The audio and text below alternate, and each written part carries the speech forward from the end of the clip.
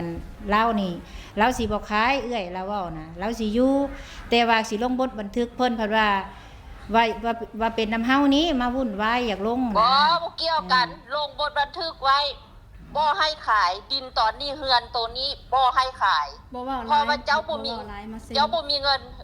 เจ้าบ่มีเงินแม้แต่เซ็นเดียวมีแต่เงินผู้ใหญ่เบิดค่อยให้เจ้าอยู่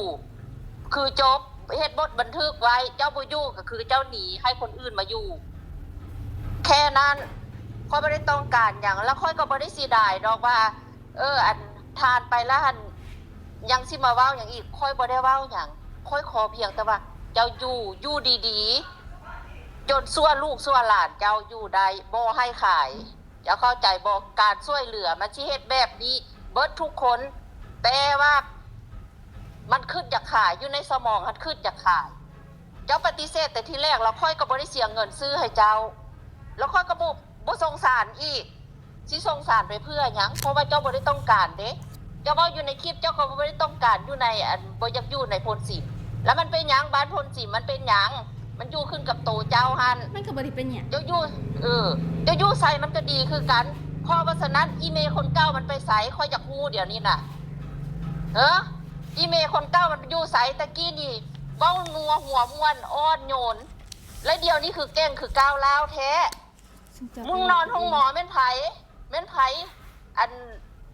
จ่ายค่าห้องหมอให้มึงบ่มีข้าวกินแม่นไผก็บ่แม่นกูนี่วะส่งให้เงินค่าบ่มีจ่ายแม่นไผส่งให้กูฮักมึงคือลูกนี่ลูกกูก็มีขอโทษนำเด้ออันพ่อบ้านอยู่หั่นน่ะมันหมื่นแฮงมันหมื่นสักคนนี้เนี่ยน่ะจะขายได้หลายมื้อแล้วเห็นแต่ตั้งแต่มันโพดลงขายเหือนพุ่นเหยียบผู้ใหญ่นี่เหยียบสุดๆเลยแม่กูก็เฒ่าแล้วพ่อแม่กูเพิ่นเฒ่าแล้วเพิ่นเอาเงินบำนาญเพิ่นน่ะจ่ายไปเลี้ยงมึงน่ะมึงยังเฮ็ดให้เพิ่นเสียใจกูล้มหมดทุกคนแล้วอันพ่อแม่กูก็ล้มแล้วบ่เซ็นก็บ่เป็นหยังเพิ่นบ่เซ็นก็บ่เป็นหยังอันนี้ทางพ่อเฒ่าแม่เฒ่าเด้สิว่าแนวใดอันยามมาแม่เฒ่าขอเว้านำแน่เพิ่นอยากเซ็นผู้ใหญ่เพิ่นนี่ให้ลงบทบันทึกอันนี้คือเล่าย่างนี่ผู้อันนี้เขาบอกนิดนึงก่อนเด้อเว้าน้ำเพิ่นนี่นั่งอยู่นี่แล้วพ่อเฒ่านั่งอยู่นี่นั่งโต๊ะนี่เว้าน้ำเพิ่นสบายต้องเซ็นเอาสบายดีทางเล่าลูกนี้แล้วอันนี้ค่อยเป็นพ่อขอเว้านำอันทางผู้ใหญ่แต่ว่าเขาหน่อยเองเนาะผู้ที่เป็นพ่อนี่ก็บ่ได้ประมาทบุญหวังโอ้ยสาธุบุญคุณแกเพิ่นเบิ่งแยงเพิ่นช่วยเหลือจนตั้งแต่ดินว่าซั่นซะจนฮอดหลังคาจนแล้วจนได้อยู่ว่าซั่นซะก็แม่นเงินผู้ใหญ่เบิดแล้วสิมาผิดแค่กันนิดนึงแนวนี้นะท่านผู้ใหญ่บ่แม่นว่ามันบ่ได้ผิดพอตุ๊กเจ้าเข้าใจผิดบ่ได้ผิดบ่คนใดว่าเรื่องนี้แบบว่าคือนางเมเนาะมันเป็นคนผู้น้อยแล้วก็บ่ฮู้จักหยังแน่ความออกก็บ่ถึงการแน่เพิ่นนางบุญเพิ่นจะจู้จี้จุกจิกหั่นน่ะแล้วมันอยากให้เว้าไปซั่นเว้าซื่อๆไปนั่นน่ะว่าซั่นซะคันเมื่อเวลานั้นให้เรื่องรู้สึกเลยเรื่องเฮ็ดบุญบันทึกนี่เฮ็ดบ่เฮ็ดบ่เซ็นแต่ว่าเรื่องค่ายดินค่ายเงินมันเป็นไปบ่ได้แท้ค่ายบ่ได้แท้เพราะว่าใบอันนั้นอยู่นำพ่อแม่เด้ใบนั้นน่ะบัดนี้ก่อนจะค่ายเฮือนเนาะมันได้ผ่านผ่านหน่วยผ่านบ้านมันยังได้ค่ายได้ผ่านพ่อแม่อนุญาตว่าเซ็นนำอีกจังได้ค่ายทำบ่ได้ค่ายแล้วเมื่อเวลาเป็นนั้นเนาะจุดอ่อนของนางเมนี่ก็มีอยู่ก็คือแนวทางยาแม่อย่างทานเพิ่นเว้าแล้วถึกเบิดทุกสิ่งทุกอย่างบ่ได้ติบ่ได้ติแม้แต่ว่าเงินกีบนึงทางนี้ก็บ่มีจักบาทจักสตางค์เงินทาง14ทางผู้ใหญ่เพิ่นช่วยเบิดอันนี้นี่น่ะอันนี้ก็ขอฮักแพงนับถือขออายุมันยืนอันนี้นี่น่ะแต่เราเฮ็ดบ่บันทึกนี่ก็บ่ปฏิเสธแต่ว่าอยากให้เฮ็ด2ใบนึงของนางเมเซ็นบ่ค่ายดินเนาะถ้าค่ายดินทางหน้านี่ให้ FC เห็นพิจารณาเนาะบทที่1อันที่1บทบันทึกอันที่2แล้วแม่นว่าบ่ให้นางบุญนี่มาเว้าจังซั่นจังซี่อีกมาตัดความจังซั่นจังซี่อีกบ่ให้มันสร้างกระแสว่าซั่นซะบ่สร้างกระแสแล้วคันเมื่อฟังเพิ่นว่าเจ้าซะแต่นางบุญน่ะเราบ่ได้เราบ่ได้ไปปาดป่วนหยังพวกค่อยนี่เห็นอีเมลนี่มันน่ะมันลง Facebook เจ้าขายเหือน 450,000ค่อยนี่เป็นคนโทรไปหานางบุญไปเบิ่งดู นางเมย์นี่เป็นหยังคือสิขายเฮือน ทั้งเพิ่นเอา เป็นหยังจังสิขายเฮือนให้ไปเบิ่งให้เอื้อยแดนางบุญนี่บ่ได้อยากไปดอกนางบุญบ่ได้ปั่นป่วนเจ้าเว้าผิดแล้วประตูเจ้าฟังค่อยเด้ออีเมนี่นะมันลง Facebook นี่นะมันสิเห็นทั่วโลกเห็นเบิดทุกคนผู้ใหญ่นี่เห็นเบิดพวกค่อยนี่ผู้ใหญ่ที่ว่าร่วมกันเฮ็ดเฮือนหั่นน่ะจะโทรคอนแทคกันตลอดลมกันตลอดวันนี้ผู้ใดสิเฮ็ดจังใดเว้าจังใดเฮ็ดจังใดจังให้นางบุญนี่เข้าไปแล้วนางบุญโทรหาอีเมนี่มันบ่มาหาคันอีเมมันเข้ามาหาแล้วมันก็คือจบมันบ่มีเรื่องมันบ่ได้เว้าได้ว่ากันพ่อตู้อย่าไปแก้โตแทนมันมีแต่พ่อตู้หันสอนมันแค่นั้น บ่แม่น ถ้าพ่อตู้เฮาก็อยากถามพ่อตู้แม่ตู้อยู่ซุมเพิ่นเว้าว่าเฮานี่มาปั่นป่วนเฮามาป่วนช่วงใดที่เฮามาช่วงเฮ็ดเฮือนก็เฮาก็มาเบิ่งสร้างเฮ็ดเฮือนหลังนี้ขึ้นมาหลังจากเฮือนแล้วเฮาก็บ่ได้มาเฮาก็หากันมาค่ารับประกาศกับเฮือนนี้คันว่าเฮาผิดมาปั่นป่วนให้เฮือนหลังนั้นจนแล้วน่ะเฮาก็บ่ฮู้สิเว้า อันนี้ข้อเชื่อเอาเด้อเด้ออันนี้ค่อยพอฮักแพนนับถือทางท่านผู้ใหญ่ผู้ที่ต่างประเทศเนาะนี่เนาะคันท้านางบุญบ่สร้างความปั่นป่วนถ้ามีหยังหั่นนะสมมุติถ้ามีหยังนะไปเว้ากับพ่อกับแม่ก็ได้บอกพ่อแม่เอ้ยเดี๋ยวนี้หั่นนางมีจะค่ายดินแท้บ่คันว่าค่ายดินแท้ซั่นน่ะแม่นขึ้นบ้านไดเฮ็ดบทบันทึกกันหั่นน่ะบัดนี้คันถ้าบ่ค่ายแล้วก็แล้วไปอันน่ะไอ้ลังพัดบ่ถามแล้วก็ฟาดมาหาบ้านโลดก็แม่นอยู่กับบ่นั่นน่ะเหลือบ่ก็แห้งดอกแต่ว่ามันความ เพราะว่าพ่อตู้บ่ได้เกี่ยวได้พ่อตู้อันนี้เขาสิตัดบทเจ้าเพราะว่าเฮือนหลังนั้นพ่อตู้แม่ตู้บ่เกี่ยวข้องบ่ได้เกี่ยวเพราะว่าบ่ได้ซื้อให้พ่อตู้แม่ตู้มีแต่นางเมย์คนเดียวนางเมย์เป็นคนที่จุดประสงค์พ่อตู้บ่จำเป็นต้องมาเว้าแทนนางเมย์โอเคเจ้าต้องเข้าใจเจ้าเว้าแทนนี่เจ้าเว้าแทน ข้องว่านางเมย์เราพัดนี่นะอัน เจ้าบ่ต้องยุ่งพ่อตู้บ่จบเจ้าบ่ต้องยุ่งเพราะว่าเรื่องนี้หั่นน่ะมีแต่อีเมย์คนเดียวค่อยเฮ็ดให้อีเมย์เขาบ่ได้เฮ็ดให้เจ้าโอเคแล้วเจ้าจะไปเว้าให้สาวบุญว่าสาวบุญบ้านปวดบ่ต้องเว้าให้เจ้าอยู่บ่นั่นดอกบ่ได้สนใจว่าสิบ้างเอาเงินเอาซานบ่คือจักดีของเจ้าจบพ่อตู้เขาก็มีตู้อยู่แล้วที่มาวุ่นวายกับลูกกับเจ้าบ่ เจ้าก็ค่อยจบกันมีแต่ให้อีเมย์มาเซ็นกับพ่อบ้านคือจบเจ้าบ่เกี่ยวข้องบ่ให้ยุ่งบ่ให้ว้าวให้สาวบุญอีกเจ้าบ่เกี่ยวค่อยบ่ได้ซื้อให้เจ้าโอเคอย่าเว้าหนักได้อย่าเว้าหนักได้14เอ้ยค่อยก็บ่ได้เว้าแนวผิดหูผิดทาง14เนาะอันนี้เนาะเขาก็บ่ได้ประมาทยัดคุณบ่ได้ผิดกันก็ยากบ่ให้เจ้ายุ่ง บ่อยากให้ว่าเฮานี่มาวุ่นวายเด้ทั้งที่เฮานี่ เด็กน้อยเนาะเฮาเฮ็ดเรือนเฮ็ดซ่านให้แล้วบัดล่าสุดที่ว่าเฮามาวุ่นวาย มันจะหายนะ เราว่าเราบ่ได้น้อยใดเราว่าเรา20ปีแล้วเราว่าเราบ่ได้น้อยเราว่าตอนที่เจ้าเฮ็ดเดือนประมาณอายุ16ปีบ่เราบอกว่าตอนที่เฮาไปเฮ็ดให้เราน่ะ17ปีล่ะตอนนี้เฮา19สิเข้า20แล้วเฮาบ่ได้เด็กน้อยเด้อเราว่าเราเว้าเราน่ะเราเว้าเองแนวนี้เฮาบ่ฮู้ดอกว่าจักปีเพราะว่าที่เราเว้ามาทุกสิ่งทุกอย่างก็อาจสิบ่มีความจริงจักอย่างอาจสิคือเว้านั่นแหละบ่มีความจริงจักอย่างเฮาก็เลยว่าเฮาเสียใจเพราะเฮาเสียใจที่ว่าได้เฮ็ดหลังนี้เฮาก็เฮ็ดมาอยู่แต่ว่าเฮาก็บ่เคยพบเคยพ้อคือกันเฮาหากับพ่อนี่แหละเฮาก็บ่แม่นว่าเฮ็ดน้อยๆเป็นจังซี่นะแม่นไผสิอยากเฮ็ดบ่มีไผดอกอีตนสงสารก็ซื้อมาอีเบงเนาะอันนี้เบงนี่อันนั้นอย่าเขาบ่ต้องไปเว้าถึงเพิ่นน่ะมันเป็นเรื่องของเพิ่นน่ะคือเป็นความแห้งก็บ่ได้แห้งนั่งล้างนั่งแล้วเว้าเองเด้เฮาก็มาถามจบดีมีแต่แนวนี้แหละเนาะทุกสิ่งทุกอย่างคือที่เฮามามื้อนี้ก็เฮามาเป็นตัวแทนให้ผู้ใหญ่เพิ่นแล้วเฮาก็บ่ได้มีว่าหยังมีแต่คันว่าบ่ขายคันสิอยู่ก็เฮ็ดลงบทบันทึกไว้บ่ให้ค้ำบ่ให้ขายคันคือสิบ่อยู่ก็คือมอบให้ทางบ้านเพิ่นผู้ใดอนาถาก็ให้เขาไปอยู่มีแต่แนวนี้ให้เจ้าให้เจ้าไปถามหลานเจ้าไม่ว่าเพราะว่าเราหนีกล้องแล้วเดี๋ยวนี้เราบ่เว้านำผู้ใหญ่แล้วก็ให้ถามว่าตัวสิเอาบ่หรือตัวสิอยู่บ่คันบ่อยู่ก็แค่คืนให้เพิ่นให้ผู้อื่นคันว่าเฮาสิอยู่ก็คือมาลงบทบันทึกลงลายเซ็นกันว่าต่อไปนี้เฮาสิบ่ขายแล้วเฮาบ่เว้าเฮาเว้าลิ้นซื่อๆก็ว่าแนวนี้เนาะเฮาก็บ่ได้เครียดบ่ได้ให้หยังที่เฮามาก็ได้ไผสิเว้าในเฮาแนวใดก็อย่าว่าเฮามาปั่นป่วนก็อย่าเฮามาตามหน้าที่เฮาอันนี้แล้วแต่ผู้สิว่าเนาะเพิ่นเว้าคลิปก่อนนั้นแฮงหลายเฮาบ่อยากเว้าหรอกเพราะว่าเราบอกว่าที่มาก็มายิกหัวเราว่านางเมย์เราว่ายาเรา แต่จังใดก็มีแต่แนวนี้แหละเอ้ยเดี๋ยวสิลงกับพ่อบ้านเพิ่นก่อนเพราะว่าเฮาบ่ได้ถ่ายคลิปตอนที่ว่าเพิ่นลงบทบันทึกกันเด้อเด้อหลังจากแล้วเฮาจังสิอ่านให้ฟังดอกว่าเด้อเฮาใจเย็นๆเด้อเด้อจังใดก็เฮาก็ขอโทษทั้งเอ้ยทั้งอ้ายหลายๆเนาะบ่เป็นหยังโดยเอ้ยบัดนี้หันต้องเบิ่งมันพวกทุกข์คันทุกข์สิตายก็ย่าบ่ต้องสนใจบัดนี้น่ะคันว่าลงบทบันทึกนี่คือที่เอื้อยเว้าหั่นบ่ว่าลงในบทบันทึกนี้เฮือนหลังนี้คันสมมุติว่านางมีเราบ่อยู่เราปะเราทิ่มเนาะก็คือคนในครอบครัวของนางมีนี่แม่นบ่มีสิไผมีสิทธิ์บ่มีสิทธิ์ถ้าว่านางบ่อยู่แล้วก็คือมอบให้ทางบ้านไว้ให้คนที่เขาลำบากต่อแม่นบ่เอื้อยแม่นถูกต้องอันนี้น่ะอันนี้เพิ่นเองเด้อนี่บ่แม่นเฮาเว้าเด้อพ่อเฒ่าเด้ออันนี้จะบอกแบบนี้อันนี้เนาะสมมุติว่านางแม่เนาะอันนี้สมมุติซื่อๆเนาะอันนี้เว้าขออนุญาตอันนี้ถ้าว่ามันไปเอาลูกกับผัวแล้วไปอยู่นำลูกกับผัวนะสมมุติว่าลูกน้องสิไปอยู่สมมุติว่าไปอยู่ลูกน้ำผัวคือนางเมย์หั่นนะนางไม้หั่นนะไปอยู่คือส่งเพิ่นคืนจบคันว่าเราบ่เอาแล้วเฮาสิไปอยู่น้ำลูกน้ำผัวเฮาก็บ่ถ้าสมมุติว่าลูกผัวแจ้งไปอยู่เรือนผู้เพิ่นย่าสมมุติว่าในนั้นนะ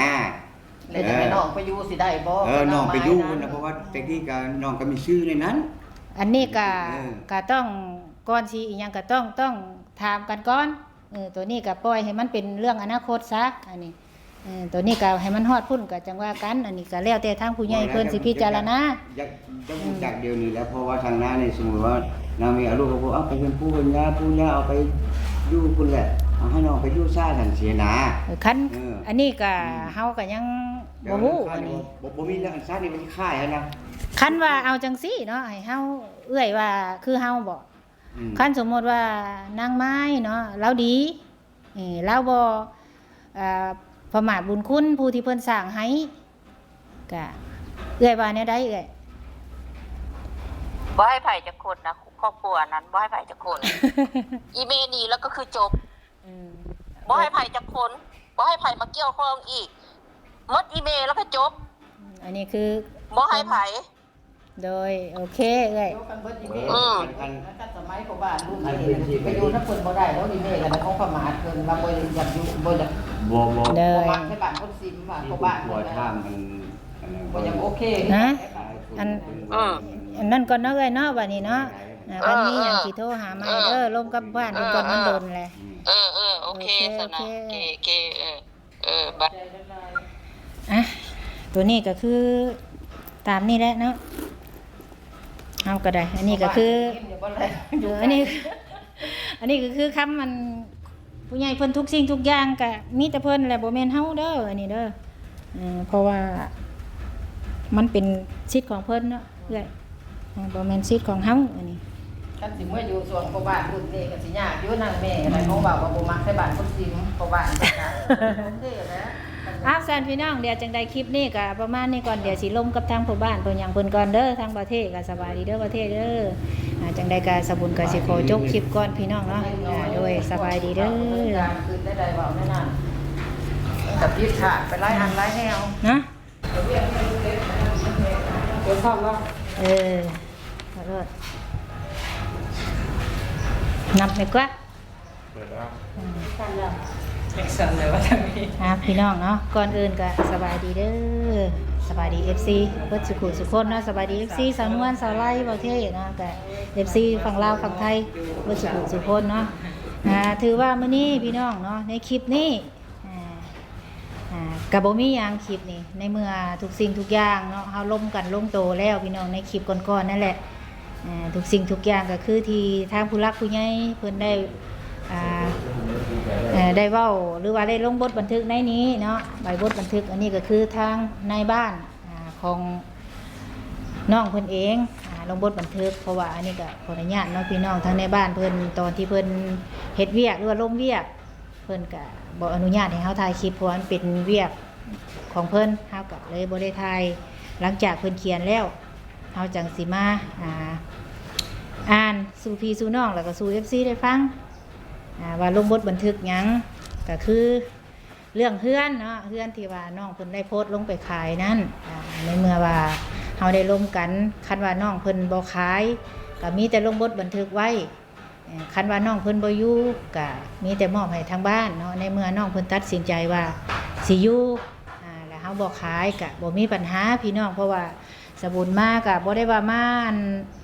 เอาเรื่องเอาราวเฮามาถามในเมื่อน้องเพิ่นบ่ขายบ่หยังก็ลงบทบันทึกไว้เพราะว่ามันใบตาดินนี่คือที่ได้เว้าไปแหละพี่น้องเรื่องชื่อเสียงสบุญก็บ่ได้อยากมีเนาะสบุญก็ปัดออกไปจบเป็นมอบให้เป็นชื่อของน้องเพิ่นผู้เดียวเพียงแต่เพิ่นลงบทบันทึกเนาะนี่คือใบตาดินของน้องเพิ่นอันนี้ตัวนี้เป็นใบตาดินที่ว่าดินตอนที่เราอยู่ดังปัจจุบันนี่แหละพี่น้องซื้อได้ก็2 ปีแล้ว2 ปีกว่าเนาะซื้อก่อนสิมอบบทบันทึกให้ทั้งน้องเพิ่นเพราะว่าบ่ได้ขายแล้วก็เลยจดใบบันทึกขึ้นมาทางในบ้านอำนาจการปกครองเพิ่นได้โอ้ล้มกันได้เห็นดีเห็นงามแล้วว่ามีทั้งไม่เท่าได้เห็นดีเห็นงามเนาะก็เลยว่าเพิ่นลงบทบันทึกเพิ่นก็สิอ่านแบบบ่นั่นปานใดเด้อพี่น้องเนาะสันติภาพเอกราชประชาธิปไตยเอกภาพวัฒนถาวรเนาะอ่านตามทางในบ้านเพิ่นเขียนบทบันทึกได้ลงบทบันทึกนี่วันที่23 เดือน 8 ปี 2026ในครั้งวันที่23 เดือน 8 ปี 2026ที่ห้องการบ้านห้องการปกครองบ้านดงนาคำขออนุญาตคณะ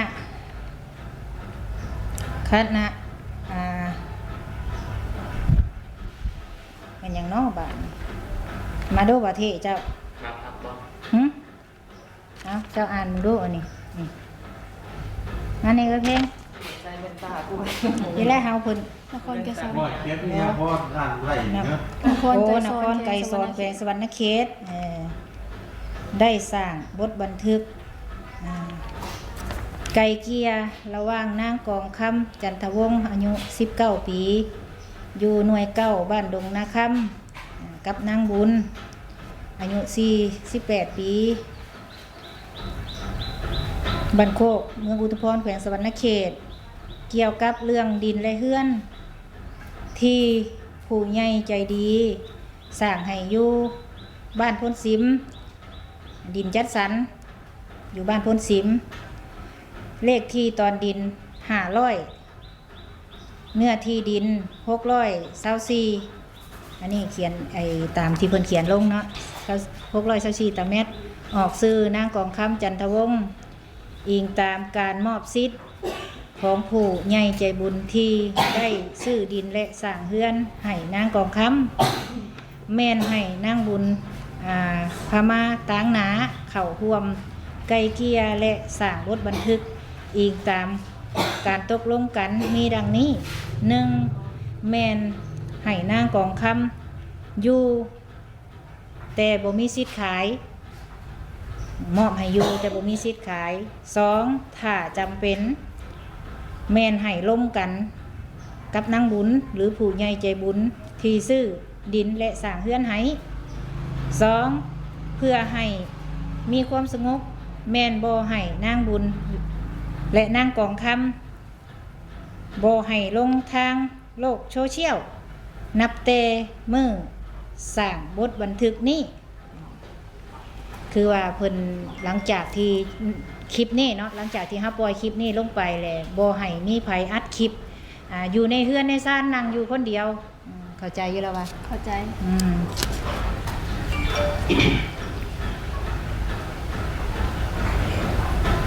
มัดใส่เลยแม่นบ่ให้ทางโลกโซเชียลในบทบันทึกนี้เนาะบ่ให้ถ่ายคลิปมื้อนี้นี่คือที่ว่าเฮาถ่ายก็คือเพื่อว่าให้ทางผู้หลักผู้ใหญ่ได้รับรู้ 4. อิงขอเสนอนางกองคำบ่ให้นางบุญมาจู้จี้จุกจิกเกี่ยวกับดินและเฮือนอีกเพิ่นว่าสบุญกะสีบ่มายุ่งมาเกี่ยวเนาะถ้าว่านี่เพิ่นได้เขียนต่อว่าถ้าว่าเพิ่นที่ว่านอกจากว่าเราสิมีขายดิน หรือว่าเรื่องขายดินเนาะเพิ่นจังให้พัวพันต่อกันไหมเพิ่นว่าจังซี่คันว่าสิขายดินขายหยังอีกนะถ้ามีความจำเป็นเนี่ยเพิ่นให้ติดต่อหาไหมเพิ่นบอกแนวนี้แล้วก็ถ้าว่าความว่าจู้จี้จุกจิกนี่สบุญก็บ่มาถ้าว่าเจ้าบ่อยากขายเฮือนอีกแม่นน่ะว่าที่พ่อบ้านเว้าเนาะก็มีซ้ำนี้พี่น้องที่ว่า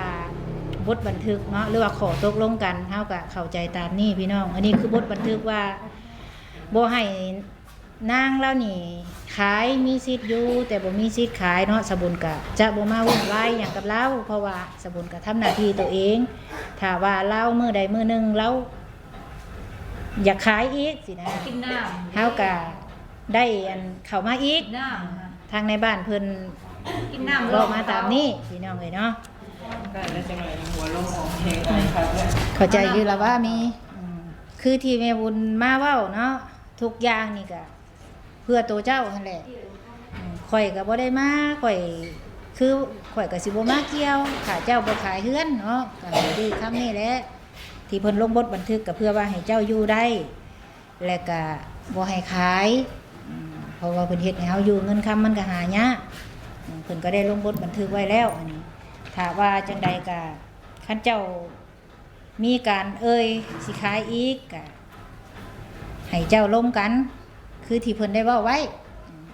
เนาะไม่เท่าก็เข้าใจน้ำกันนี่เด้อ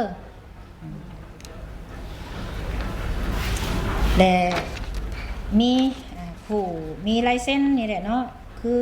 ที่มอบบทบันทึกกับทางในบ้านเพิ่นเป็นผู้ลงบทบันทึกพี่น้องอันนี้เฮาก็อยู่ห้องการอยู่มีลายเส้นสาบุญแล้วก็ลายเส้นเราเองนี้แล้วก็มีพยานหลักฐานกับผู้รับรู้ก็คือทั้งมีฮู้นำกับมีเบาเทสาวนวลแล้วก็แม่เฒ่าบอกแม่เฒ่าบ่เซ็นกี่นี่โอ้พ่อเฒ่าเนาะลายเส้นบอนดินและเฮือนอันนี้คือพ่อบ้านเพิ่นจ้ำตาเนาะแล้วเฮาก็ยังสิไปจ้ำตานำทางพ่อบ้านพ้นซิมทางพ่อบ้านเพิ่นเฮ็ดนำคืออันนี้คือใบบทบันทึกคือหยังทุกสิ่งทุกอย่างก็เพื่อในอันตัวเจ้าเองนั่นแหละบัดนี้เจ้ามีหยังสิเว้าอยู่บ่ มีแต่ซ้ำนี่แหละ มีซ้ำนี่แม่นบ่ แต่ว่าคลิปนี้คลิปสุดท้าย อืม ไม่ว่าไม่ว่าตอนนี้ โดย และห้ามทุกคนไปบอกเรื่องเฮ้ามัน คือว่าคลิปนี้เนาะคือเฮามาถ่าย ค มื้ ลิ อ ป นี้ นี้ ก็ จบสุดท้ายเลย เจ้าก็คือกันแล้วก็บ่ต้องไปนั่งเว้าผู้เดียวจังซั่นจัง แม่ ซี่ บ่ทุกคนเลยบ่ให้ไปนั่งเว้า โอเค บ่แม่นแบบมีแต่เฮา เข้าใจคืออันนี้เนาะที่มอบหมายให้นี่คือข่อยเว้าที่แรกน่ะที่ข่อยมาก็ข่อยบ่ได้ว่าอยากมายึดเอาเรื่องเอาซ่านเนาะมาเว้าผ่านไปเบิดแล้ว ทุกอย่างก็เพื่อว่าปรับความเข้าใจเพราะผู้ใหญ่เพิ่นเฮ็ดให้เฮาอยู่ให้เจ้าเข้าใจบ่แม่นว่าอยู่เฮาสิมาวุ่นวายบ่แม่นตัวนี้เจ้าก็คันว่าคิดเว้าผิดไปก็เว้าใหม่ก็ได้หยังก็ได้บ่ให้คือว่าเว้าสิก็บ่ให้เครียดบ่ให้สร้างก็คือข่อยนี่ข่อยบ่ได้แบบว่าบ่ได้อคติแล้วก็บ่ได้หยังข่อยเมื่อของข่อยแล้วข่อยก็ไปเวียกของข่อยก็บ่ได้แบบว่าสิมาใส่ใจเรื่องเก่าๆนอกจากว่ามันมีปัญหาข่อยจังเข้ามาไกลเกลี่ยคือเพิ่นเว้านั่นแหละเพราะว่าเฮาก็มีเวียกของเฮาคือกันบ่ได้ว่าสิมานั่งคิดแต่กับเรื่องเก่า แล้วก็ต่างคนก็ต่าง แม่น หากิน ๆเพราะว่าที่เพิ่นเฮ็ดให้เจ้าเนาะที่ข่อยเข้ามาเฮาก็เพิ่นก็อยากเห็นบ่แม่นว่าเฮาสิมาวุ่นวายว่าเป็นจังได๋นางที่เพิ่นเฮ็ดให้แล้วเป็นจังได๋แล้วอยู่จังได๋มาเบิ่งกันเพิ่นเห็นเจ้าดีมีสุขผู้ช่วยเพิ่นก็ภูมิใจได้อันนี้หั่นทุกคนที่ผู้ใหญ่เพิ่นสร้างให้นี่สบุญเชื่อว่าทุกคนนี่เพิ่นอยากเห็นคนที่เพิ่นสร้างให้นี่พัฒนาตัวเอง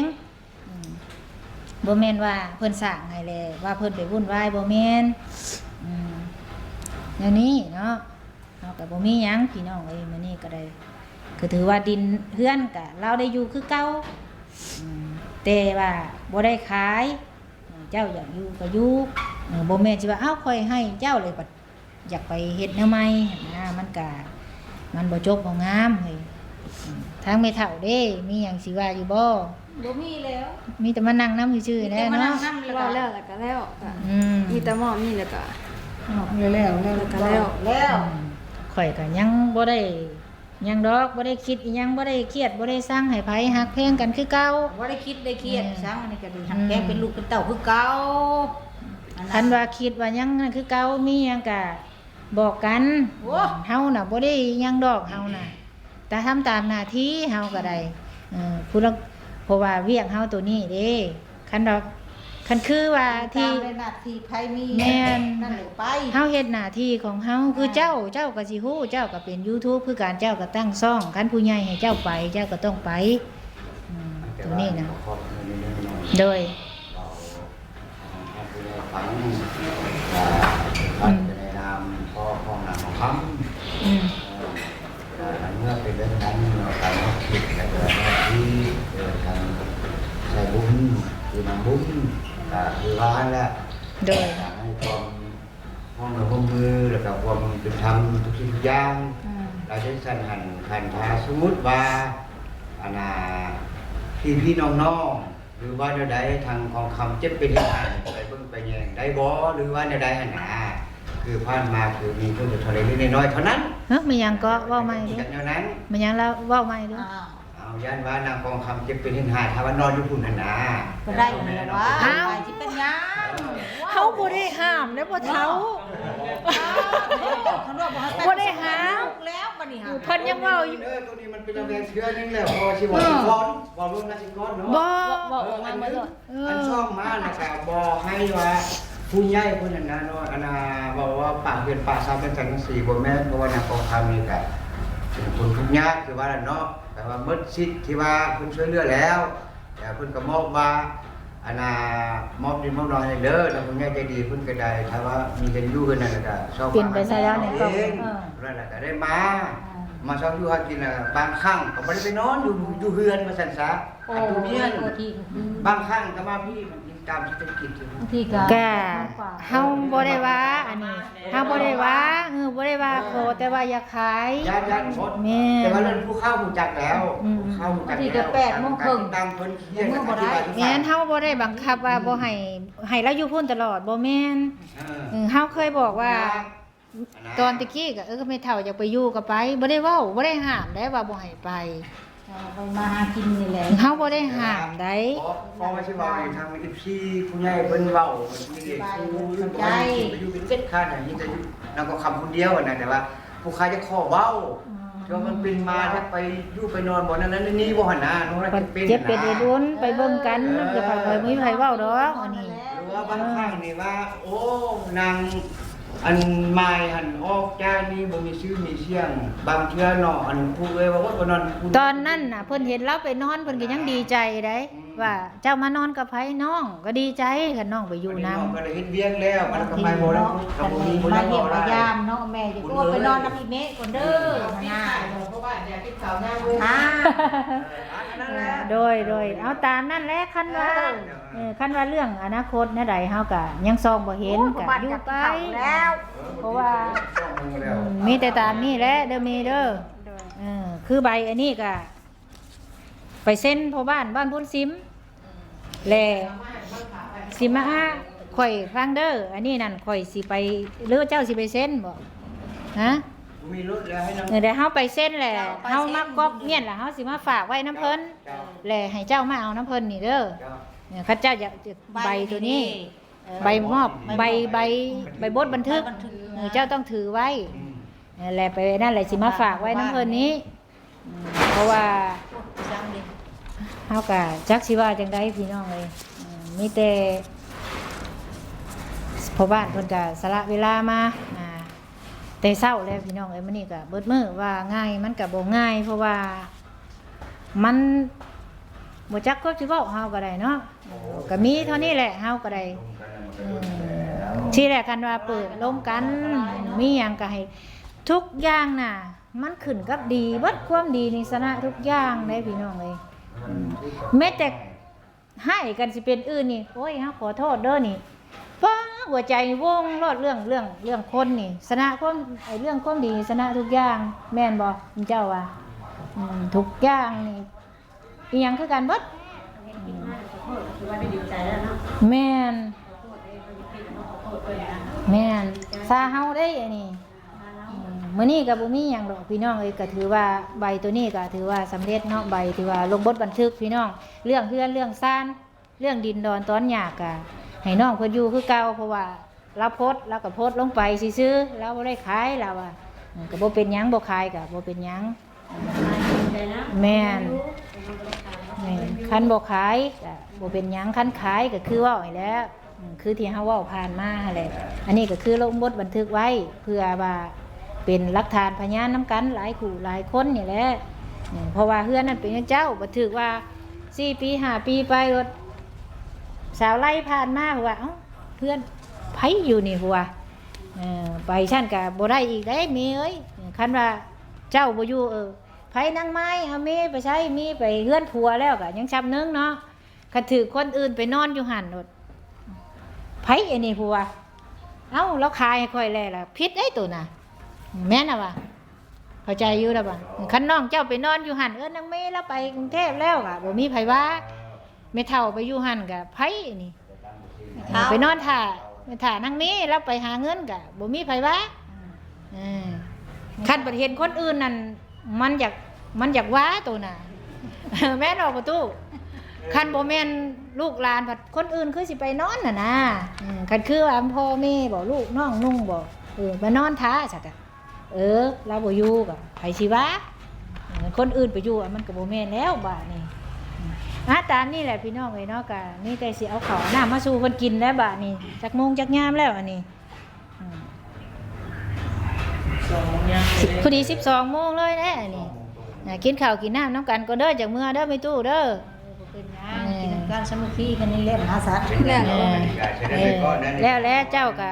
มีหยังสิว่าบ่สุดท้ายนี่มีหยังสิอยากเว้าอีกบ่บ่ก็แล้วแต่ใจแล้วดอกเฮาบ่ได้ว่าหยังดอกมีหยังสิเว้าบ่มีก็จบคลิปเฮาก็ได้เพราะว่าพ่อบ้านเพิ่นสิกินข้าวมีแต่อันนี้นะมาเอาเด้อบ่ได้บ่มาเอาก็แม่นให้พ่อบ้านเพิ่นนี้เข้ามาเอากะจักมื้อก็ได้เฮาออกแต่นี่เฮาไปแล้วเฮามาส่งให้เพิ่นเฮาน่ะบ่ยากดอกเพราะว่ามื้ออื่นเฮาก็ไปทางใหม่นะมื้อนี้เฮาก็สละมาทางนี้เพราะว่าเฮาก็มีเวียกทางอื่นอยู่อยู่ใช้ก็น้ำท่วมอยู่ใช้ก็น้ำแม่นว่าสิไปทางน้ำท่วมนั่นแหละแถวเก่งกอกแถวผมเมืองชนผมก็พูดแล้วสาพี่น้องเลยไปเอาแนวกินแนวอยู่แล้วล่ะเด้อมาสู้กันกินนี่แหละกินข้าวกินน้ำพ่วมกันแล้วก็จะเมื่อเนาะทางเอื้อยเฮากับผู้สิไปเวียกมาน้ำกันเลยแล้วก็ได้ เป็นจังได๋เพ่งสบายดีอยู่บ่สาพี่น้องท้ายสุดท้ายก็บ่มีหยังหลายเนาะทั้งสบุญกาขอบคุณทางผู้ใหญ่ใจดีทุกท่านเนาะขอบคุณทั้งเอื้อยทั้งอ้ายหลายๆที่ว่ามอบเวียกมอบงานให้สบุญก็ทำหน้าที่ตัวเองพี่น้องเนาะเฮ็ดหน้าที่ของเฮาถึงสิเป็นจังใดไผสิว่าจังใดก็อย่าเฮาเฮ็ดหน้าที่ของเฮาให้มันดีที่สุดสำหรับเฮากับพ่อเนาะสำหรับคลิปนี้ก็ขอบคุณ FC ทุกคนเนาะ FC ทั้งเบาเทสาวนวลสาวไล่ขอบคุณเบิดทุกคนที่เข้ามาติดตามแล้วก็คอยให้กำลังใจเนาะขอบคุณในหลายคลิปนี้ก็อำลาพระจากพี่น้องเอ้ยสำหรับคลิปนี้สบายดีเด้อสบายดีโอเคนะพี่น้องเนาะก็ถือว่าเสร็จสิ้นสมบูรณ์วันนี้พี่น้องก็ตกลงกันเข้าใจแล้วนะท่านผู้ชมเนาะตกถือว่าเดือดแห้งเลยพี่น้องเลยเหนื่อยพี่น้องแล้วจังใดกับบาเทก็สิขอจบคลิปกันเด้อพี่น้องไอ้ปันนี้ก็ได้สิได้ไปเฮ็ดเวียกต่อกันพี่น้องสำหรับคลิปนี้บาเทขอกล่าวคำว่าสบายดี